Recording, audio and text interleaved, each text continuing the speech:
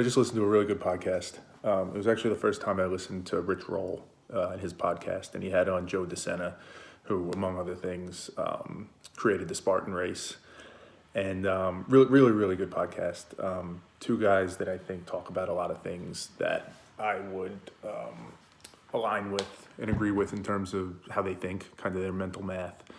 Perhaps the biggest being Joe Sena talked about this a lot, but I think Rich Roll agreed that we're kind of pre-wired to want to avoid discomfort, and that's adaptive. It's functional to an extent, right? When in caveman times, or before we were more civilized, that's what stopped you from freezing out in the cold or being eaten by a lion or whatever it might be. But his point was we have to kind of recognize that now and realize that it's not useful to us anymore. And again, in a lot of ways, I would agree with that. And he obviously has a huge portfolio of experience where he can point to where he kind of proved to himself that his body or his mind was telling him something was bad or wrong or dangerous. There was discomfort there, so go away from it. But he played through it. He went through it and proved that he could and actually got to a better place. And I think it ties, if you've watched any of my videos or writing, to exactly what I talk about with the subconscious. And its job is to manage that pleasure versus discomfort meter. And what it's doing on a second by second, minute by minute basis is assessing the situation, assessing what actions you could take or what decisions you could make, and saying, is that going to bring discomfort or pleasure? And it's trying to maximize for minimizing discomfort, maximizing pleasure. Problem is it's not very good at it, and I think that's Joe DeSena's point. It's kind of rooted in an old, antiquated source code type programming that doesn't account for today's world. It doesn't have the sophistication to think long term and to recognize that some short term discomfort might actually bring pleasure, in the net, in the long term. So many ways I agree with that. As I like to do on these videos, when I listen to a good podcast like that, is just dig a little deeper and explore a little bit more and try to understand some aspects of it. If I were on there, some things I would have loved to have heard more about. And I think it's directly on this point. What I would have loved to have heard from him is how he thinks about functional discomfort versus non-functional discomfort. I think he spoke about it in a way in which it could be interpreted, not saying this is what he thought, but it could be interpreted that all discomfort is not functional.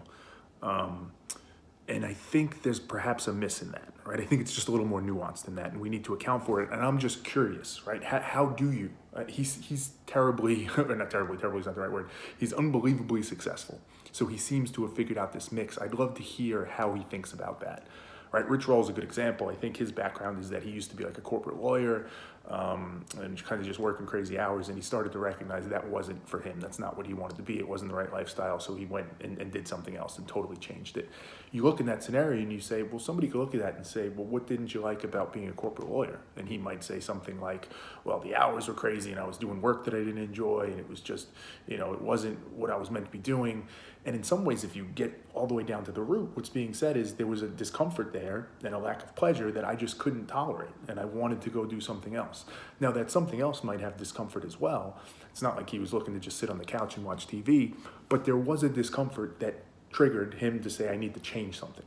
There was that functional discomfort that he recognized as bad and I need to get away from, versus what Joe DeSena was talking about, which is more that non-functional discomfort, which is, hey, you have to teach your mind and your body to understand that's good. That's something you want to go after and pursue, and don't be afraid of that. Well, how do you reconcile those two? And I ask that genuinely. I'm not critiquing the podcast to say I think they have it wrong. I think they have it absolutely right. I would just love to hear that more nuanced take on it and how you reconcile that. How do you give practical advice to somebody to say, hey, there's going to be times you're going to hit discomfort that you want to avoid and you want to go in a different direction. Don't be lazy in that direction. There'll be some discomfort there that you want to take on. Even for Joe DeSena, in his case, he talked about how he can't do 12 Ironmans a month anymore because he's got a family, and that would be selfish. It's the same concept. There's some discomfort that comes from hurting your family and being selfish. It makes you feel guilty. It makes you feel like you're not doing your job, and that you should get rid of. That is a functional discomfort that you want to listen to, versus the other discomfort when he's actually running and doing those Ironmans that he pushes himself through and says, that's not functional. That's my body trying to protect me, but I know I can do this. So again, awesome podcast, really interesting, amazing guys. Would just love to get that take. Would love to hear that, how they reconcile that, how they think of that nuance, and what's the practical advice for it.